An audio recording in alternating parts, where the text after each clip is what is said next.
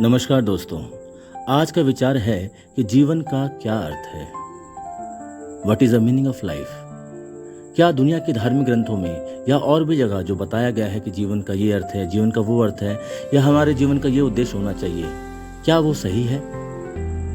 इस बात की गहराई में हम जांच करेंगे कि जीवन का क्या अर्थ है। कुछ लोग कहते हैं किसी का भला करना अर्थ है, कुछ लोग कहते हैं पूजा पाठ करना अर्थ है, कुछ लोग कहते हैं कि सफलता पाना जीवन का अर्थ है। किसी को आईएएस बनना है, किसी को बहुत बड़ा योद्धा बनना है, किसी को स्पोर्ट्समैन बनना है, लेकिन वास्तव में जीवन का क्या अर्थ है? अगर हम वैज्ञानिक तरीके से देखें तो हम पाएंगे कि जीवन का कोई भी अर्थ नहीं है। Life is meaningless. जीवन जो है अर्थहीन है। इसका अर्थ हम खुद खोजते हैं और हमारे अर्थ को इस यूनिवर्स से कोई लेना देना नहीं है। एग्जाम्पल के लिए, जैसे कि अगर आप देखें कि आपकी रुचियां, आपके उद्देश्य भी आपके उद्देश्य नहीं है, आपके अर्थ नहीं है। जैसे कि पंजाब का व्यक्ति सोचता है कि उसे कनाडा में सेटल होना है, या फिर उसे किसान बनना है या फौजी बनना है।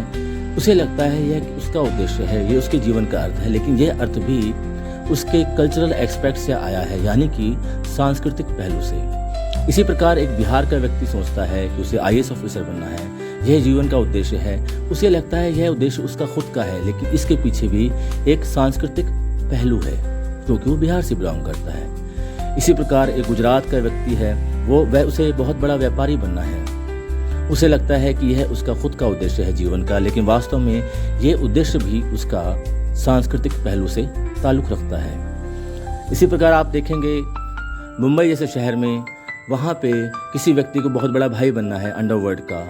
उसे भी लगता है कि ये जीवन का उद्देश्य है। बेशक ये उद्देश्य नेगेटिव है, लेकिन उसे लगता है कि उद्देश्य है, लेकिन ये उद्देश्य भी उसके कल्चरल एस्पेक्ट से ताल्लुक़ रखता है। इसी प्रकार हरियाणा का व्यक्ति जो है वह स्पोर्ट्समैन बनना चाहता है, बहुत बड़ा किसान बनना चाहता है, देश के लिए मेडल लाना चाहता है। ये उद्देश्य भी उसका जीवन का खुद का उद्देश्य नहीं है। तो वास्तव में जब आप कुछ भी जीवन में अचीव करना चाहते हैं और अगर वो पूरा ना हो, तो आपको ज़रा भी परेशान होने की या डिप्रेशन में जाने की आवश्यकता नहीं है, क्योंकि वह उद्देश्य आपका भी नहीं था, उसका एक सांस्कृतिक पहलू है। तो जीवन जो है एक गतिमान है, डायनामिक इन नेचर है। तो आपको अपने जीवन का उद्देश्य खुद खोजना है, निरंतर नए नए समय पर खोजना है। यही वजह है कि महात्मा बुद्ध ने